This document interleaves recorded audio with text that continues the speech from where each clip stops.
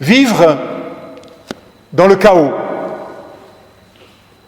savoir y dessiner un chemin, pouvoir y tenir debout, pouvoir n'y être pas seul, découvrir des principes de vie tellement primitifs et inentamables que la violence du chaos ne les défait pas.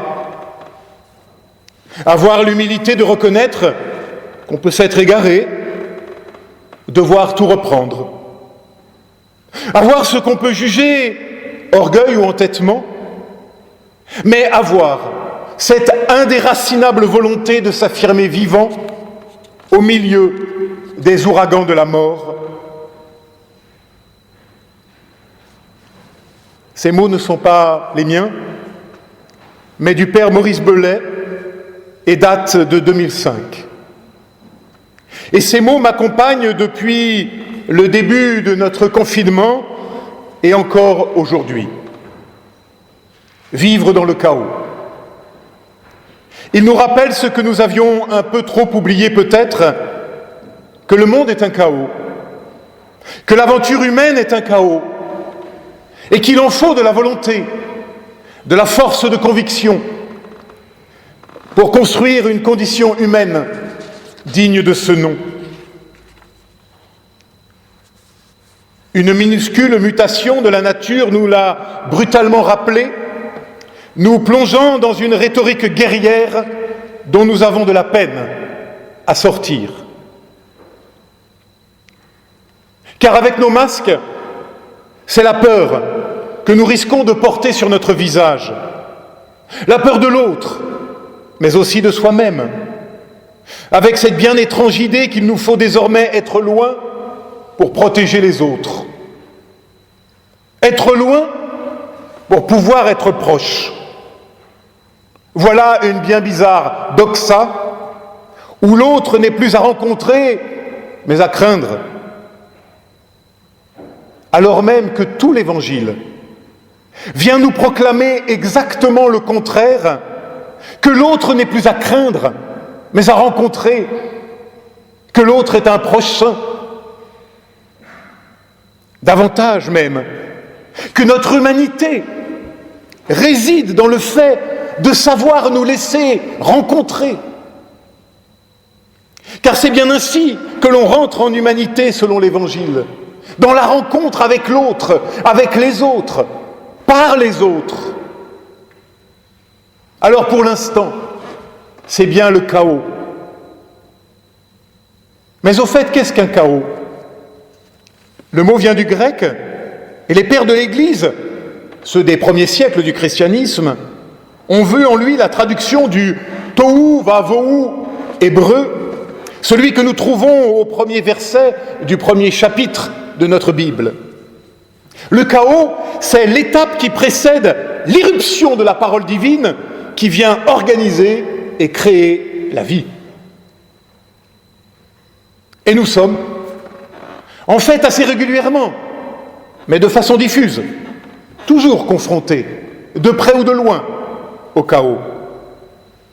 Celui du tremblement de terre ou du raz-de-marée, mais aussi celui du cancer, de ces maladies neurodégénératives qui viennent nous ravir ce que l'on aime. Chaque fois, c'est la désorganisation primordiale qui surgit et qui vient contester la parole créatrice.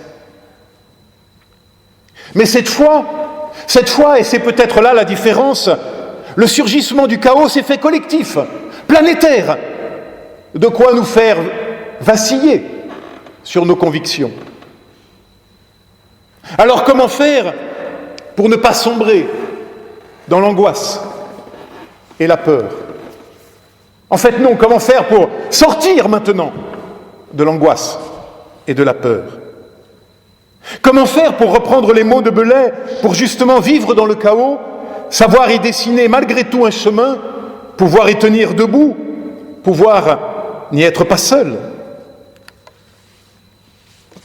Alors par nous-mêmes, nous le savons bien, nous risquons de ne pas être à la hauteur de la tâche. Et là, très exactement là, lorsque surgit notre impuissance, survient le Christ ressuscité. Là surgissent les langues de feu.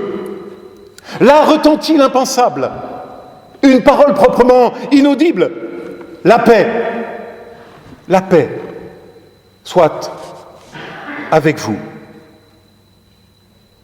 Une paix qui ne vient pas de nous. Non pas la paix que nous avons à faire avec nous-mêmes et avec les autres, et j'en conviens, il y a du boulot. Mais je parle de quelque chose qui est en amont de cette paix-là. Je parle de quelque chose qui nous est donné, offert. C'est le cadeau de la grâce et de la foi, la paix du Christ. Celle que nous rappelons avant chaque célébration de la scène, lorsque l'officiant déclare « La paix soit avec vous » et que vous lui répondez « Et avec toi aussi ». Cette paix-là n'est pas d'abord cessation d'hostilité. Cette paix-là n'est pas tranquillité benoîte, mais tout au contraire. Cette paix-là est un cri de guerre contre la peur et le chaos. Cette paix-là ne vient pas du haut de la cime, mais du fond de l'abîme. Cette paix-là n'est pas celle des bisounours. Jean précise très justement, entre les deux annonces de paix du Christ, qu'il leur montra ses mains et son côté. Oui, cette paix-là vient paradoxalement de la souffrance et de la mort surpassée, dépassée, terrassée. Parce qu'elle ne vient pas de nous, mais de là, parce qu'elle nous précède, alors elle est cette puissance qui peut nous donner de vivre dans le chaos. Elle est ce qui va nous donner de pouvoir y dessiner ensemble un chemin, de pouvoir y tenir debout, fût-ce devant les ruines de tout ce à quoi nous avions cru. Parce qu'elle est véritablement cette paix-là, recréation. Et le souffle divin vient planer à nouveau sur la face du chaos et réensemencer nos existences dans la confiance. Et cette paix-là, mes amis, se rit de nos masques, et comme les langues de feu, elle vient se glisser entre eux et entre nous, pour nous redonner la confiance, sans laquelle nous ne sommes plus rien. Et cette paix-là fait de nous à notre tour des artisans de paix et des témoins d'un autrement possible, d'une autre manière d'être, non plus dans la peur, mais dans l'accueil et le pardon possible. Recevez, dit le Maître aux disciples, recevez. Ce petit verbe grec employé ici signifie aussi accueillir. Alors oui, il va nous falloir être attentifs, vigilants aussi, afin de savoir et de pouvoir accueillir cette paix et de la propager autour de nous. Et quelques centimètres de tissu n'y changeront pas grand-chose. Oui, il va nous falloir apprendre, mes amis, à sourire, et pour quelque temps encore, non plus avec nos bouches, mais avec nos yeux. Et peut-être est-ce tant mieux, si cela pouvait nous apprendre aussi à sourire avec notre cœur. Oui, accueillant malgré tout à l'autre, et vigilant à la beauté, car toute recréation ne peut se vivre que dans la beauté. Le mot émerveillement surgit du récit de la Pentecôte. Vous relirez le texte, vous verrez, ils sont émerveillés. L'émerveillement est la première conséquence, avec l'ivresse légère de la grâce, de l'irruption, du souffle de Pentecôte dans nos vies. Oui, Dieu sait quand on s'émerveille, disait Maurice Zundel.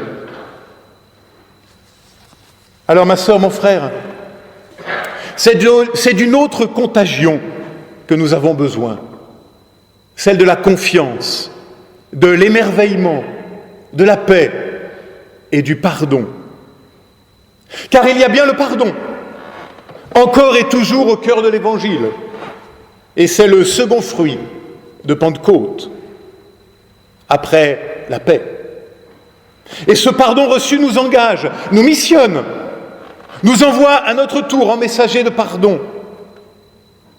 Remettez les péchés, voilà désormais notre mission, c'est-à-dire proclamer et désigner un au-delà possible de l'offense et de la souffrance.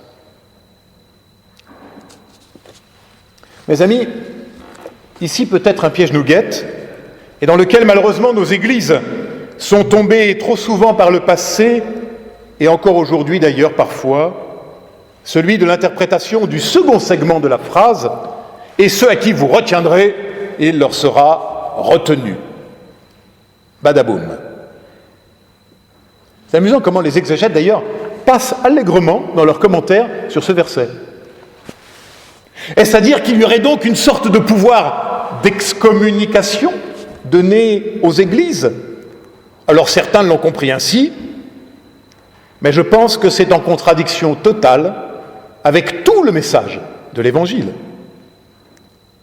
L'expression, en fait, désigne ici une passation de pouvoir dans son intégralité, liée et déliée, dira Matthieu, au sens du pouvoir d'autoriser et d'interdire. Il ne peut pas y avoir de pouvoir à moitié. Mais ce pouvoir des clés ne peut être autre chose que la continuité du message de l'Évangile et de la parole du Maître. Or, que donne le Christ sur la croix? Le pardon. Père, pardonne-leur, ils ne savent pas. Nous n'avons donc pas d'autre mission que celle-là désormais. Annoncer et proclamer à temps et à contre-temps le pardon et la réconciliation offerte. Remettre, oui, car il nous a tout remis. Remettre, oui, et tout lui remettre entre ses mains de Père, tout lui confier. Et retenir, oui, retenir et même s'interposer devant tout ce qui défigure Dieu et sa grâce, l'homme et son humanité. Utopie? Illusion, me direz-vous? Oui, en effet. Mais n'est-ce pas de cela justement dont nous avons le plus besoin aujourd'hui? Face à tous les discours raisonnables, normés par les experts de toutes sortes, qu'ils soient scientifiques, économiques ou même, il y a des experts en humanitaire, c'est bien de l'illusion dont nous avons besoin, d'une illusion qui nous rappelle le désir d'un autrement possible, d'une autre manière d'être homme, dans l'émerveillement, le don et le pardon. Utopie, oui, illusion qui viennent briser les fatalismes et les enfermements de tout poil. J'ai commencé en citant Maurice Bellet, je termine avec lui, mais dans une citation tirée d'un autre de ses livres. Il écrit « Il ne faut pas opposer la vérité à l'illusion, comme on oppose la vérité à l'erreur. L'illusion se bâtit sur le désir. Anéantir l'illusion, c'est anéantir le désir. La voie du désir est traversée de l'illusion pour que l'illusion accouche de la vérité. » Fin de citation. Alors ma sœur, mon frère, voilà le chemin qui nous attend, voilà la route que rend possible l'esprit de Pentecôte. Et si devant le malheur tu viens à douter, si parfois tu ne t'en sens plus digne, si parfois tu n'en as plus la force, que tu te sens à bout de souffle, n'oublie pas, aujourd'hui, le souffle de Dieu vient te redonner souffle, et il se rit bien de nos masques, et il en sera ainsi demain, après-demain, et jusqu'en éternité. Amen.